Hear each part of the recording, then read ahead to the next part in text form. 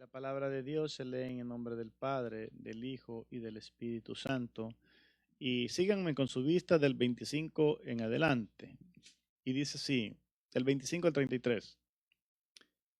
Grandes multitudes iban con él, y volviéndose les dijo, si alguno viene a mí y no aborrece a su padre y madre y mujer e hijos y hermanos y hermanas y aún también su propia vida, no puede ser mi discípulo.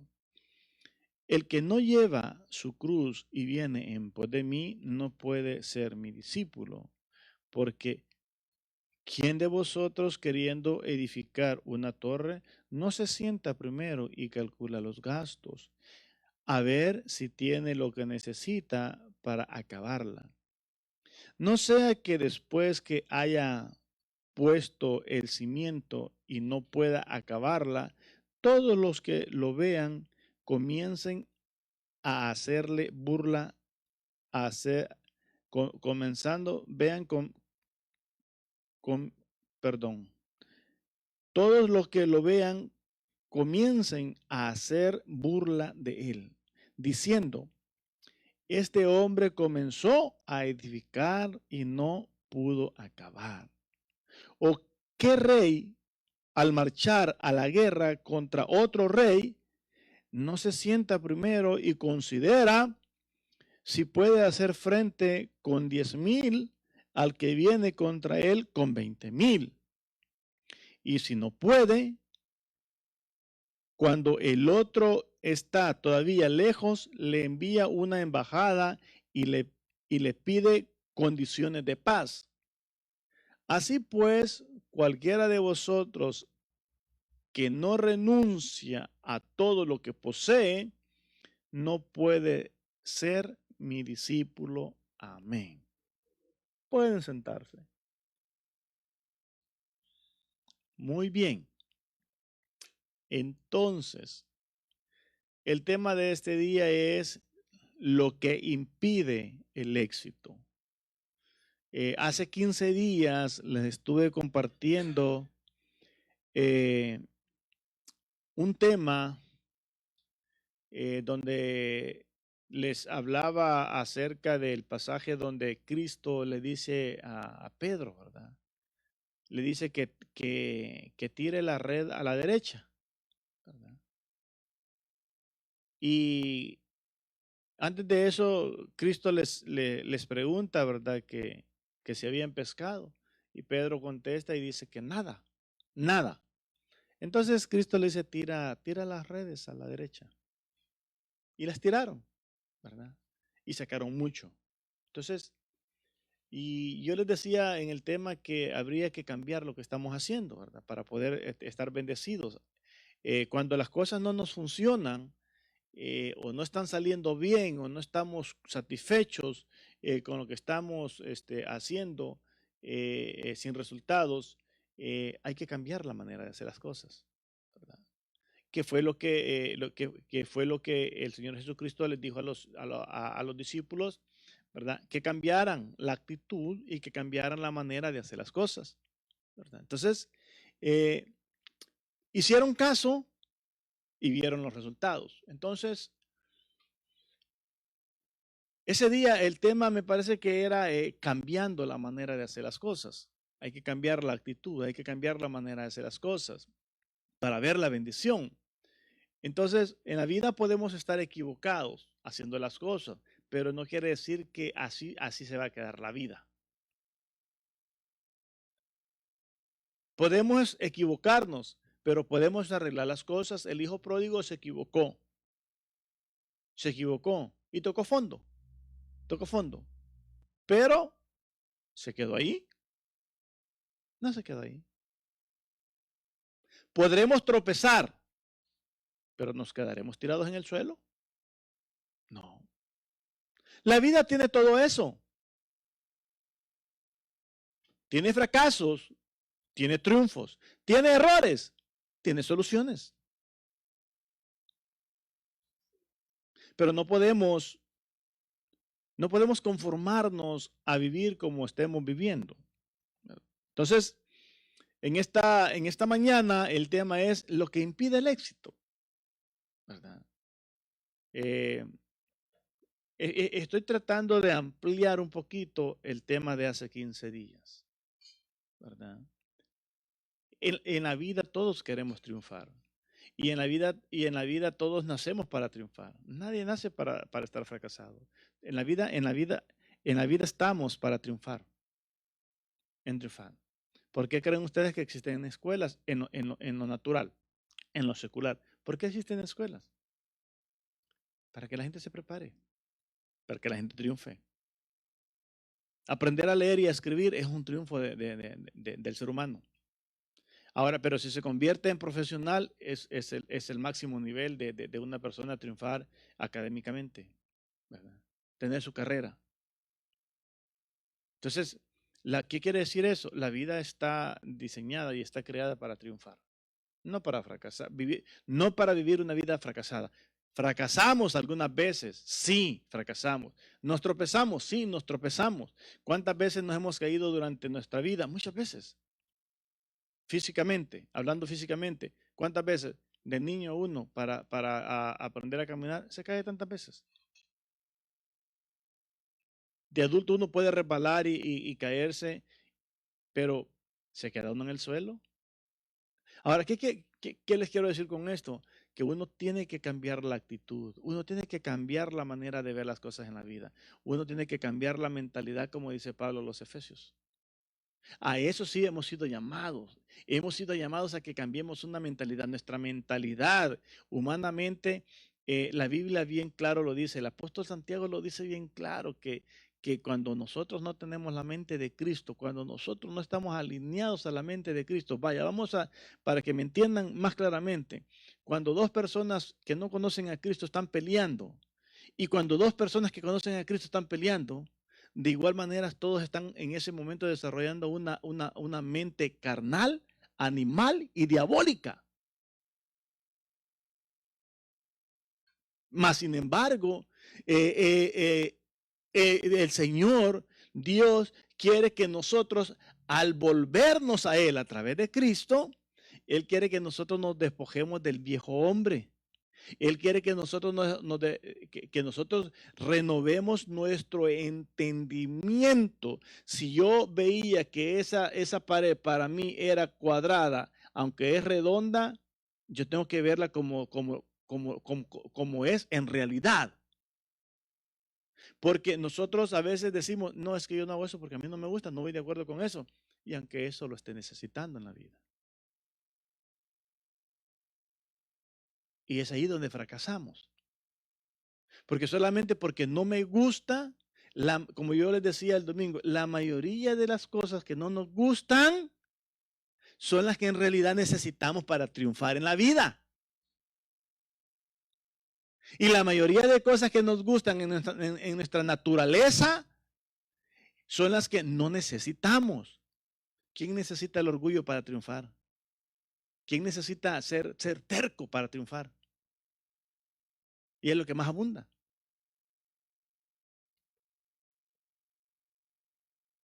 Y eso es lo que debemos de cambiar. Eso es lo que debemos de quitarnos. Ver las cosas que no necesitamos y saber y aprender qué es lo que necesitamos, ¿verdad? Y usar eso. Entonces, aquí, por ejemplo, el subtítulo de estos versos que hemos leído dice, lo que cuesta seguir a Cristo.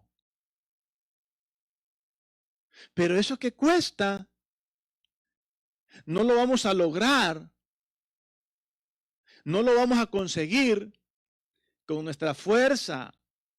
Eso lo vamos a lograr con la ayuda de Dios. Con la ayuda de Dios, ¿verdad? Entonces, aquí empieza en estos versos Jesucristo hablándole a una multitud que le seguía, ¿verdad? Porque a Cristo lo seguían multitudes. Pero como yo les he dicho a ustedes, ¿cuántos estaban en el aposento alto en el día de Pentecostés? Eran 120 hombres. Ahí cuando se dice hombres se incluyen mujeres, ¿verdad? Hablando en términos general, ¿no? 120. Entonces, aquellos 5,000 que lo seguían, que él alimentaba, aquellos 4,000 que él alimentaban, eran solo oidores, pero no eran hacedores. Y Dios dice en su palabra, no temáis manada pequeña. ¿Por qué? ¿Cuántos empiezan cuántos empiezan en una clase universitaria, en una carrera? ¿Cuántos empiezan y cuántos terminan? Poquitos. Poquitos.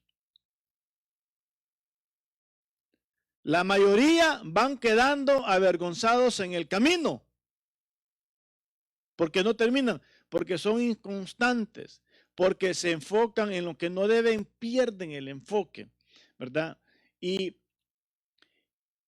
al final son poquitos los que terminan. Entonces, al final, como mismo Dios dice, ¿verdad? Que Él tiene un remanente fiel. Y un remanente es un poquito. Es un poquito. Entonces, imaginémonos cómo es un embudo por donde entra lo que vayamos a introducir a algo. Es grande. Pero cómo es donde ya se introduce a donde queremos meterlo, es angosto. Esa misma cantidad ancha, arriba ya no, abajo ya no pasa igual. Tiene que esperar. Así es esto también. Muy grande podrá ser un grupo religioso. Muy grande podrá ser. Pero pues si al final 2, 3 pelones van a pasar, pues. 1, 2, que 3 van a entrar. Así de que usted no se desanime. Cuando usted vea que son pocos, diga, y usted esté dentro de esos pocos, usted de gritos de alegría, de gritos de júbilo. Oh, qué bueno, Señor, esta es buena señal para mí, yo estoy aquí. Entonces, multitudes dice aquí que venían a Cristo, pero volviéndose él les dijo, si alguno viene a mí y no aborrece a su padre y madre y mujer e hijos y hermanos y hermanas y aún también a su propia vida, no puede ser mi discípulo. Entonces, dice aquí el que no aborrece. Aborrecer es rechazar.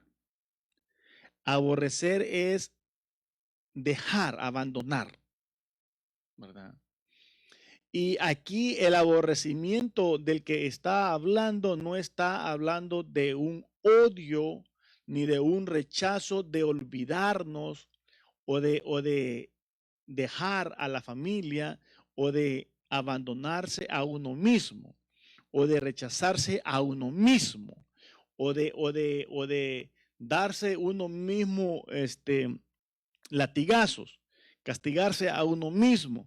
No se está refiriendo a eso, porque no podemos nosotros dejar de ser parte de la familia o cómo nosotros podríamos salir de nuestra propia vida si la aborreceríamos en el mal sentido de la palabra.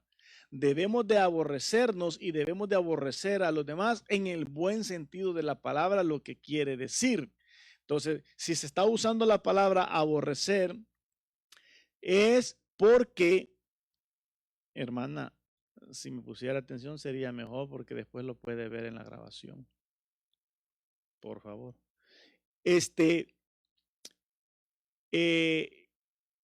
Si lo vemos, si lo observamos en el buen sentido, lo que quiere decir es bien sencillo.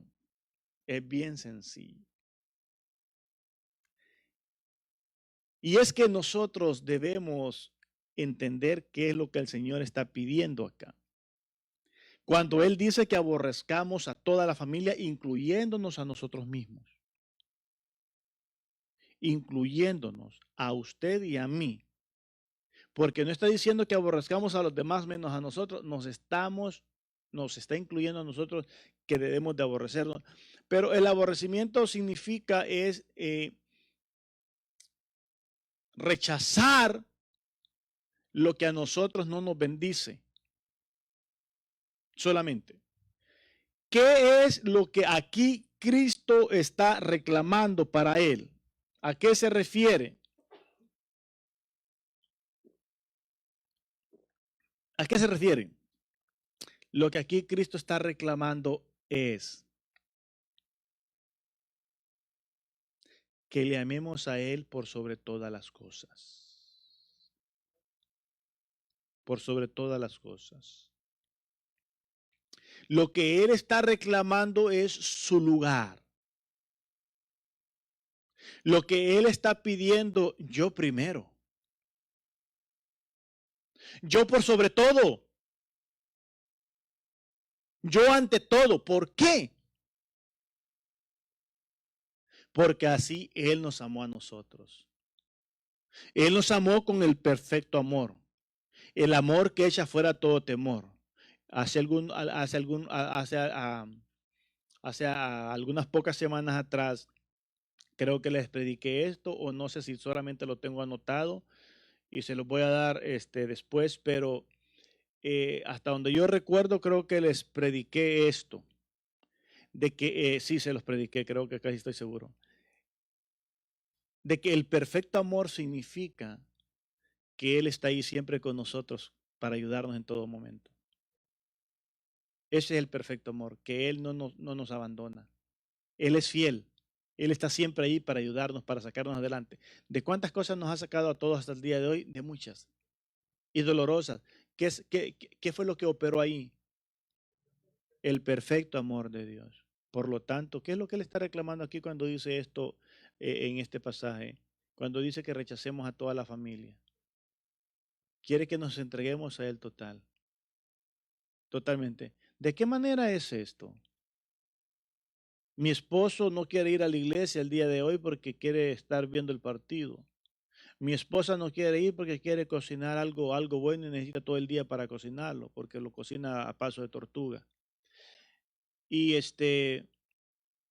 no quiere ir a la iglesia. Entonces viene el esposo y le dice, ¿sabes qué? Pues como le dijo Cristo a Marta, ¿verdad? Eso fue justamente lo que Cristo le reclamó a Marta, ¿verdad?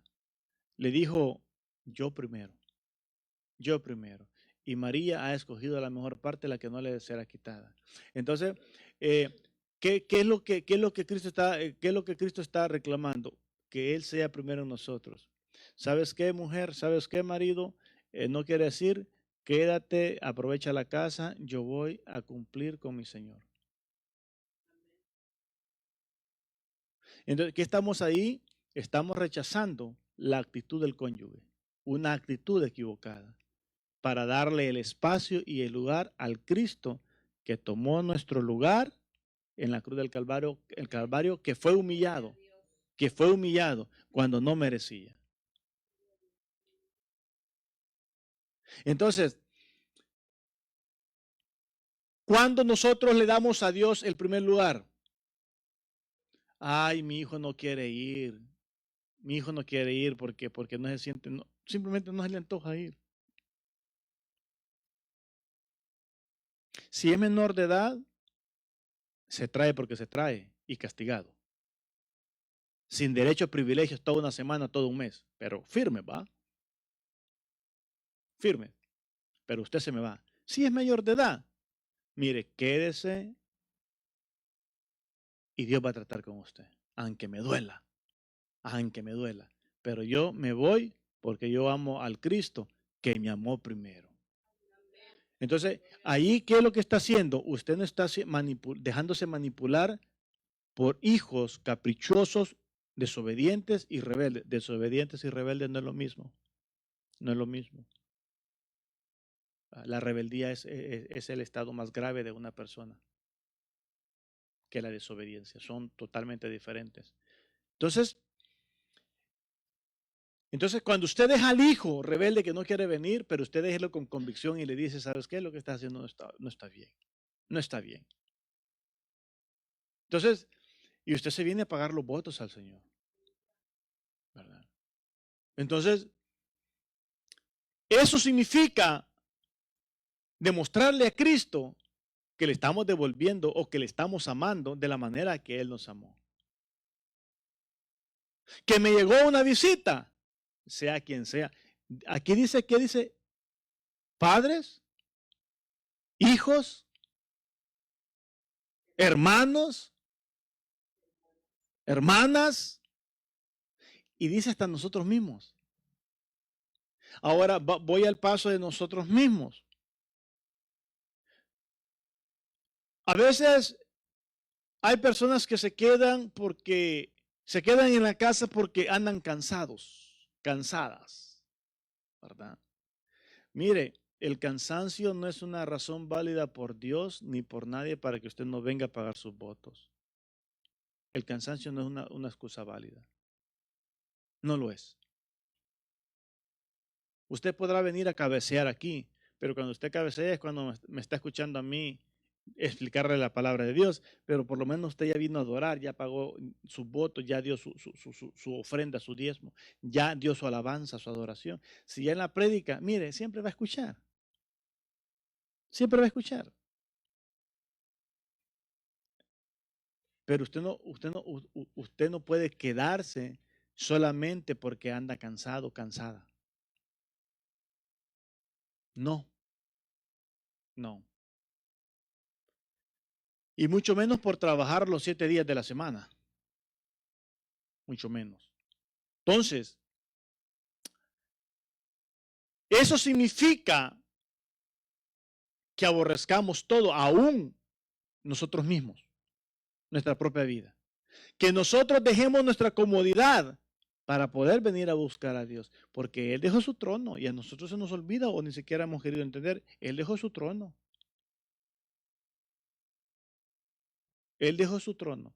Dejó su comodidad. Y es que miren, Cristo nos acorrala en todo porque nos da ejemplo en todo.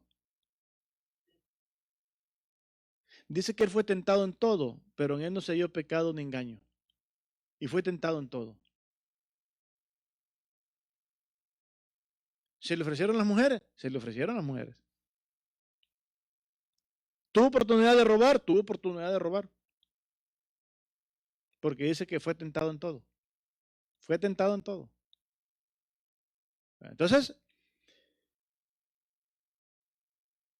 cuando Satanás le dice, si postrado me adorares, te daré todos los reinos, ahí venían mujeres, ahí venía dinero, ahí venía chupe, ahí venía todo. Ahí venía todo ya. Entonces, quiere decir que nosotros con la ayuda de Él podemos vencer esas cosas. Entonces, cuando el Señor dice estas palabras, está reclamando que le demos a Él lo que Él se merece. Y de esta manera le damos a Él lo que se merece y nosotros triunfamos. Porque cuando nosotros, el tema es lo que impide el éxito. ¿Qué es lo que impide que triunfemos? Que nosotros le demos las migajas al Señor.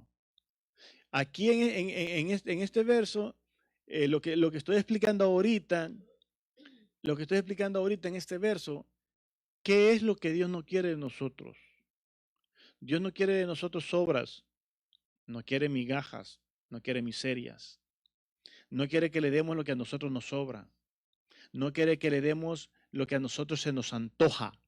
Él es bien específico qué es lo que Él quiere, ¿verdad?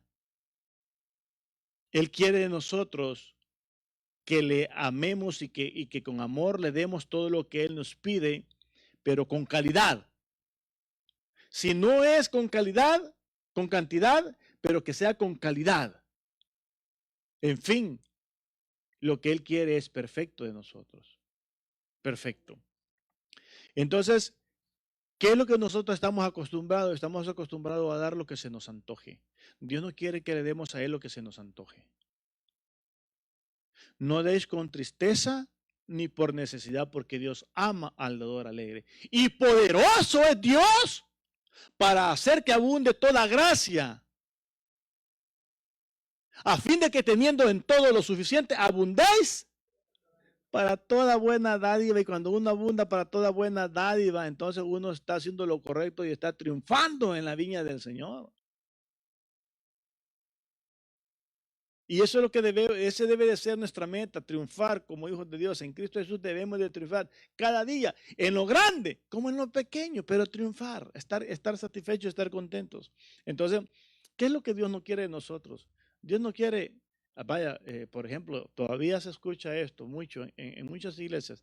Aquí casi no se escucha, ¿verdad? Yo no lo escucho aquí con nosotros, pero pues también yo se los he dicho.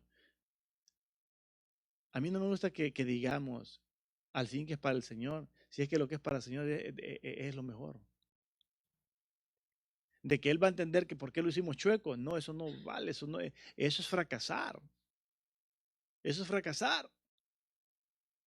Eso es fracasar. Entonces, no, lo que Dios está diciendo no dice que el hijo deje a su padre y lo abandone o que el padre rechace al hijo. No, siga viviendo en el mismo techo con el padre. Si todavía no se ha casado, siga viviendo con sus hijos ahí, tenga sus hijos ahí en la casa. No los tiene que abandonar. No se está refiriendo a eso, Cristo. Pero si no quieren ir a servir al Señor, usted no se quede ahí haciéndoles compañía. Usted va y sirva al Señor, adore al Señor.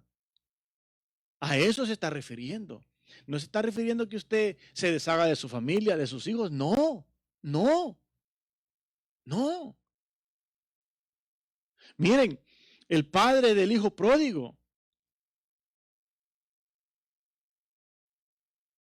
ese sí sabía que tenía que servir a Dios como debía de ser, porque no toleró el mal comportamiento de ese hijo desobediente. Le pidió la herencia, sí se la dio, pero prefirió dársela y no estar teniendo bajo su techo a un hijo que no estaba de acuerdo con las reglas de esa casa y él decidió irse. El padre no lo corrió. El padre no lo corrió, pero le dio todo que se largara. ¿Le dolió el corazón a ese padre ver a ese hijo irse? Sí le dolió, pero más le dolía soportar a ese hijo ahí y estarle fallando a Dios. ¿Cuál es el punto aquí? Que nosotros hagamos la voluntad de Dios antes que la nuestra, ¿verdad? Entonces, ¿por qué en muchos lugares se le toleran los berrinches a las ovejas? Porque quieren tener las sillas llenas. A mí no. Sí me duele que se vayan, porque sabe uno que van derechitos al fracaso, al matadero, ¿va? Pero yo quiero hacer la voluntad de Dios aquí. Y no me importa con quiénes termine. No me importa con cuántos termine, pero voy a terminar enseñando la verdad, diciendo la verdad, no sobándole la espalda a nadie. No sobándole la espalda a nadie. Yo me voy de la iglesia porque a mi esposo lo ofendieron. Y entonces, ¿qué clase de amor le tiene a Cristo? Pues? Dice que lo ofendieron, pero cayó en pecado. ¿Verdad? Y no aceptan el error. El hijo pródigo regresa y el padre hace fiesta, pero porque regresó arrepentido, transformado. ¿Verdad? Entonces, nosotros preferimos fallarle a Dios, pero queremos apachachar el pecado de los demás. No queremos que se nos vayan de la iglesia. No quiero que mi hijo se resienta. No le digo porque se va a enojar. No, hombre, Dios se va a enojar con usted y con él. ¿Qué prefiere? ¿Que se enoje solamente con el desobediente o y que esté del lado del que está obedeciendo o que Dios se moleste con todos y que al final no escuche la oración de ninguno? ¿Qué queremos?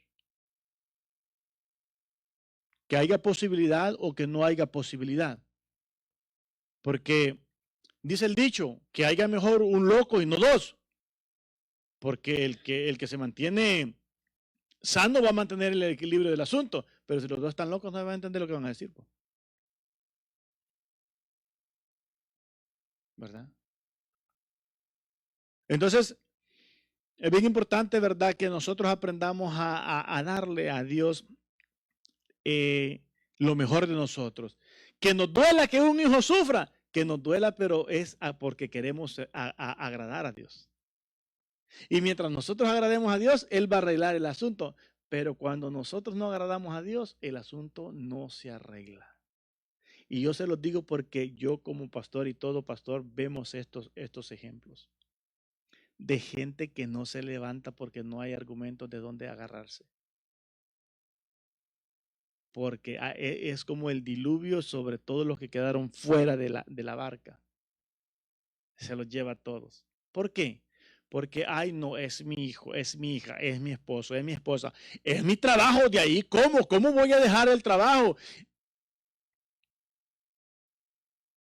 Y se convierten en esclavos del trabajo. Pues entonces,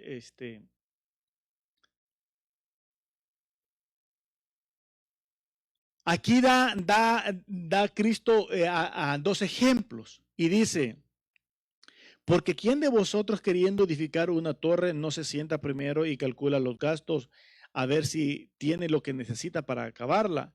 No sea que después que haya puesto el cimiento y no pueda acabarla, todos los que lo vean comiencen a hacerle burla de él, hacer burla de él, diciendo, este comenzó a edificar y no pudo terminar.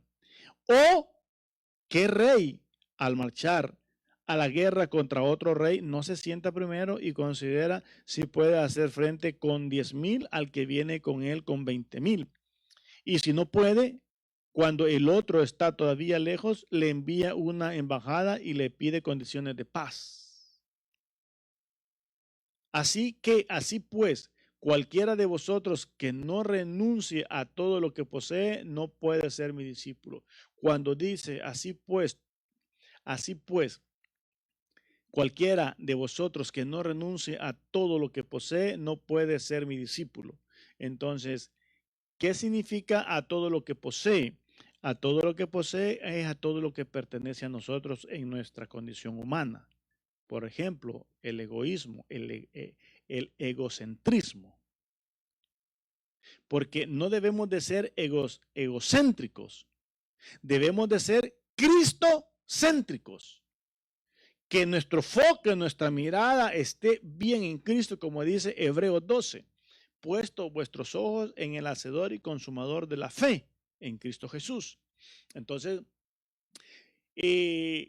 cuando dice que el que no se despoje de todo lo que posee, es que debemos de despojarnos de todo el yo.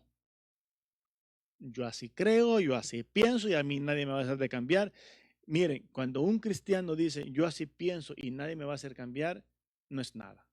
Realmente, a la luz de la palabra, no lo digo yo, lo dice la palabra, porque aquí lo dice el verso 33. Así pues, cualquiera de vosotros que no renuncie a todo lo que posee, ¿qué es lo que nosotros poseemos en nuestra condición? Porque está hablando de lo que poseemos así como nos encuentra Cristo, ¿verdad? ¿Qué es lo que poseemos nosotros? Ignorancia, rebeldía, desobediencia. Yo así soy, yo así pienso, yo así creo, yo así he aprendido, así lo hago y nadie me va a hacer cambiar. Una persona que piensa así en el cuerpo de Cristo no pertenece al cuerpo de Cristo, ¿verdad? Entonces, eso no ayuda para que uno triunfe en Cristo Jesús. Lo que ayuda para triunfar en Cristo Jesús, que nos volvamos en personas obedientes a la palabra de Dios y que aprendamos a amar primeramente a Dios, al prójimo como a nosotros mismos, a hacer cambios, a ayudarnos, a apoyarnos, ¿verdad? Creo que hemos venido hablando de eso los días martes, en los estudios de los días martes. Y eso es lo que nos lleva al triunfo, al éxito. Una persona, eh, nacida de nuevo, está dispuesta a ayudar, sin condiciones. Allá afuera todo el mundo ayuda, pero siempre con condiciones. Y esperando recompensa de los hombres. Aquí no, en Cristo dispuestos a ayudar donde esté la necesidad, donde me pidan, donde pueda apoyarnos. Entonces, esa es la vida que nos va a hacer triunfar. Entonces, ¿Se han fijado ustedes qué lamentable es cuando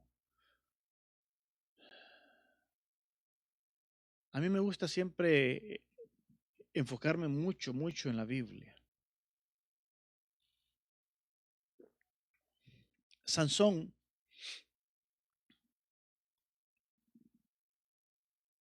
deshonró a sus padres, pero los padres le dijeron, los padres de Sansón honraron a Dios, honraron a Dios, porque ellos le dijeron, ¿acaso no hay mujer entre tu pueblo que puedas escoger? Desde ahí, ellos sabían lo que él tenía que hacer y se lo hicieron saber. Pero él fue terco hasta la muerte y agarró a la filistea y por fin es que no hay vuelta a Dios, hermanos. Al pan, pan y al vino, vino. Y terminó perdiendo su poder, terminó perdiendo sus ojos, siendo burla de los filisteos. Y es lo que está diciendo Cristo acá. Porque cuando no nos miran, cuando no miran a un hijo de Dios terminar su carrera, ahora después de lo bíblico vayámonos a lo secular. Cuando una persona en lo secular fracasa siendo profesional o empieza la universidad, no la termina, se burlan de él, se burlan de esa persona. Cuando una persona fracasa en su hogar, se burlan de él, se burlan. Cuando una persona fracasa en su negocio, se burlan de él. Cuando una persona fracasa allá afuera en cualquier cosa, la gente se burla. Tal vez no todos porque no todos son insensatos, no todos son ignorantes, ¿verdad? Pero siempre van a haber personas que se burlan de aquel que fracasa. Entonces, ¿se burlaron todos los filisteos de Sansón? Sí, se burlaron de Sansón. Fue de burla Sansón. Sirvió de burla. ¿Por qué? Porque desobedeció. Porque no estuvo dispuesto a amar a Dios por sobre todas las cosas. Porque él quería su Dalilita, ¿verdad? Él quería su Dalilita, su Filistea, y la tuvo, pero fue su fracaso. ¿Y cuáles fueron los últimos momentos de la vida de Sansón? Ser de burla para los filisteos. ¿Se miran ahí a los padres sufriendo? No, porque los padres les dijeron lo que estás haciendo no es lo correcto, no es lo que tu Dios te enseña, no es lo que debemos de hacer, ¿verdad? Entonces, aquí está diciendo Cristo que debemos de calcular, hombre. Da dos ejemplos, el que edifica y el rey que va a pelear contra otro rey. Entonces dice que debemos de calcular los gastos. ¿Qué significa calcular los gastos si vamos a terminar? Nosotros debemos de meditar. ¿Estoy llevando mi vida bien delante de Dios como hijo de Dios? Con 3 citas bíblicas que usted agarre, usted se puede examinar a usted mismo. Con 3 citas bíblicas que agarremos, nosotros nos podemos examinar a nosotros mismos. ¿Cómo andamos como hijos de Dios? ¿Cómo andamos? Y decir, ¿y yo podré terminar mi carrera como cristiano así como vivo? Así como llevo mi vida con Cristo. ¿La podré terminar? Me congrego cuando quiero, diezmo cuando quiero, voy a la iglesia cuando quiero, ayudo si quiero. Analicemos esas cosas. Si Dios me toca a uno de los míos, me enojo con Dios. Hay gente que se enoja con Dios cuando Dios trata con uno de la familia. Se enoja. Y entonces, ¿acabaré yo mi carrera en Cristo Jesús si yo le digo a Dios, Dios, no vayas a tocar a mis hijos, no vayas a tocar a mi cónyuge? no vayas a tocar a mi pariente. Dios, ¿y por qué le pusiste ese cáncer al fulano? Eso es estar en contra de Dios. Entonces, ¿podremos acabar la carrera pensando de esa manera? ¿Podremos acabarla? Hay que calcular los gastos. ¿Estoy caminando bien con Dios? ¿Estoy haciendo las cosas bien con Dios? Vaya, yo como se los he dicho, si la iglesia no son baños públicos. La iglesia no son baños públicos. ¿Por qué creen que yo prefiero en la alabanza a veces estar en el altar? Para no ver nada. A veces se me olvida venirme al altar y al primer movimiento que veo reacciono y digo, me voy al altar. Solo empieza la primera alabanza y empieza el primero para el baño. Y no me le digan nada porque me enojo con Dios y con ustedes. Y a veces los adultos hacemos también lo mismo. No hay nada de reverencia. Entonces, ¿estaré yo adorando en la congregación, pagando mis votos, si yo en lugar de ir al altar estoy viaje y viaje al baño?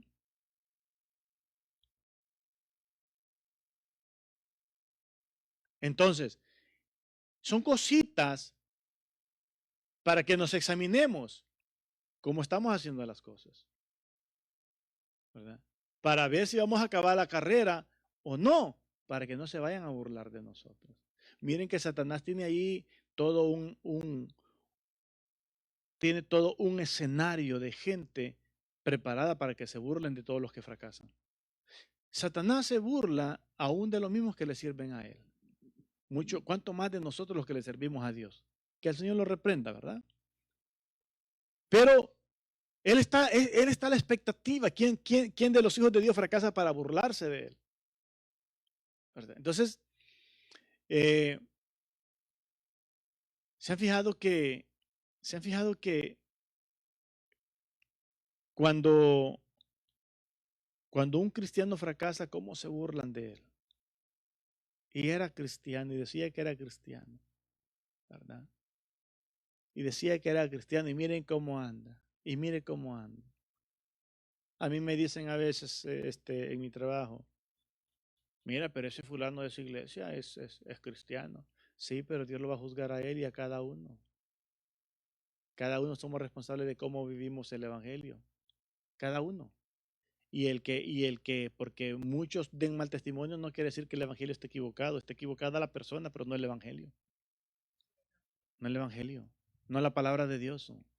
Se podrán equivocar 200 millones y tal vez 10,000 estén en lo correcto. Porque los 200 millones estén equivocados no quiere decir que el evangelio, que la palabra de Dios esté equivocada. Cada uno decide. Dice Josué en su vejez, en su discurso, vosotros escogéis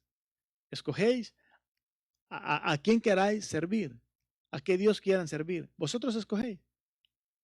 Pero mi casa y yo serviremos a Jehová. Cada uno decide cómo sirve a Dios, pero porque la mayoría se equivoquen, no quiere decir que Dios esté equivocado o que la palabra de Dios esté equivocada. No, no, no, no, no. La palabra de Dios es fiel y verdadera. Y que porque la mayoría se equivoquen, Dios esté equivocado, mentira. No. Entonces, cuando, cuando un cristiano, cuando un cristiano falla, ¿cómo se burlan? ¿Cómo se burlan? ¿Verdad? Hay pastores que se han dejado sus esposas y se han ido con una más joven de la iglesia. ¿Y cómo se burlan de él? ¿Cómo se burlan? ¿Por qué? Porque no va a terminar su carrera. Básicamente no la va a terminar. Al menos que realmente vuelva en sí como el hijo pródigo, ¿verdad? Un arrepentimiento genuino. De tal manera que jamás, jamás vuelva a hacer lo mismo. Ni nada semejante. Pero de lo contrario, no va a terminar su carrera. Y valga la redundancia, Jesucristo fue bien claro y dijo que El que persevere hasta el final, ese será salvo. Entonces, la salvación se recibe, pero hay que cuidarla hasta el final para no ser avergonzados, ¿verdad? Entonces, ¿qué es lo que Dios pide de nosotros? Una entrega total para que perseveremos hasta el final y que así triunfemos. Que si gustan me hacen el favor de cerrarme la cortina porque ahí están los policías y me distraen mucho. Gracias. Cierren a todas porque si no los van a distraer a ustedes también.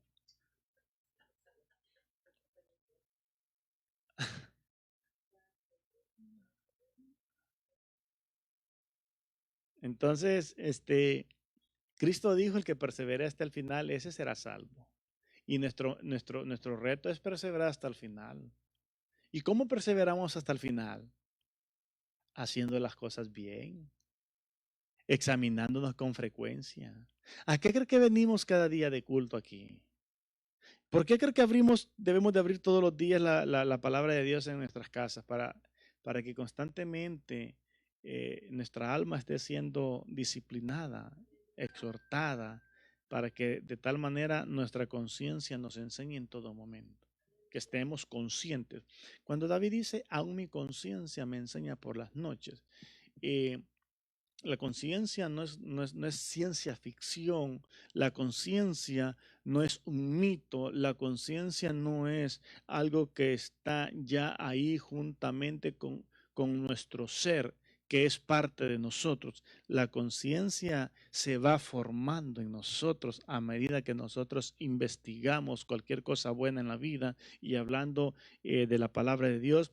Cada vez que nosotros nos empoderamos más del conocimiento de la palabra de Dios, cada vez que nosotros cumplimos el mandamiento de Dios, que debemos de conocer más de Cristo, entonces nuestra alma se va empoderando de Dios y nuestra conciencia se va haciendo más grande. Conciencia significa estar consciente que ahí hay una silla y que es para sentarme, no para pararme.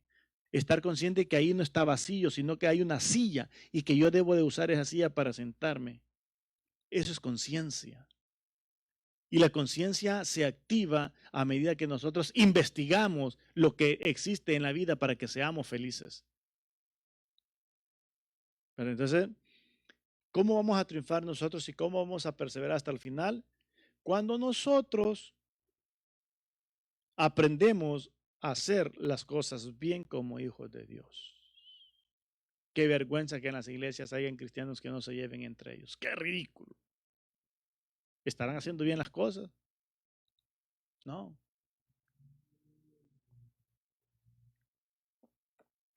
Ellos pecan y con el pastor se enojan.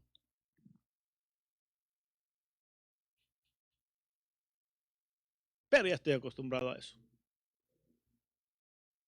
Puro aceite de olivo tengo en todo el cuerpo.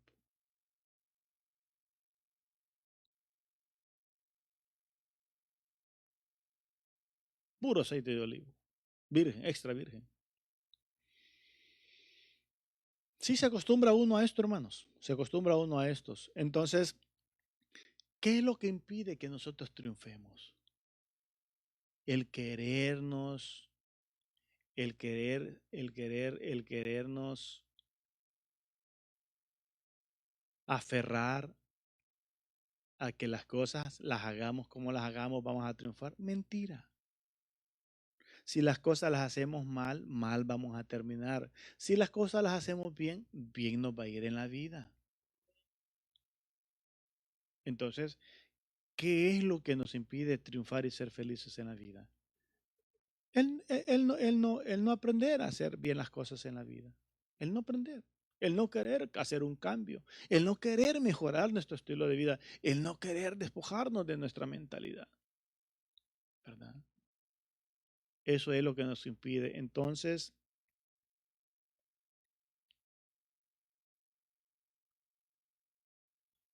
debemos de aprender a mejorar las cosas cada día para que podamos perseverar hasta el final. debemos de aprender a cambiar lo que está mal en nosotros. Debemos de aprender a ser humildes, a decir, no, estoy haciendo mal. Estoy haciendo mal. Y cuando nosotros no nos damos cuenta que estamos haciendo algo mal, es porque no hay conciencia en nosotros acerca de eso. Es porque no la hay. No la hay. Así de que los dejo con esto y aprendamos a hacer bien las cosas. Todos estamos en ese proceso. Todos, todos, todos, todos, todos, todos, todos. ¿Por qué este tema? ¿Por qué este pasaje? Porque Dios está interesado en que nosotros seamos felices. Porque Dios quiere que nosotros triunfemos. Porque, miren, si hay algo que a nosotros nos hace triunfar y estar contentos y felices, es cuando nosotros estamos haciendo bien las cosas. Cuando no estamos haciendo bien las cosas, andamos cansados, andamos estresados, andamos histéricos, andamos aburridos, andamos con un pedazo de limón a un lado de la boca. Horrible, horrible, horrible, horrible, horrible. Feo, feo, feo eso. Así de que pongámonos de pie y digámosle al Señor que nos ayude.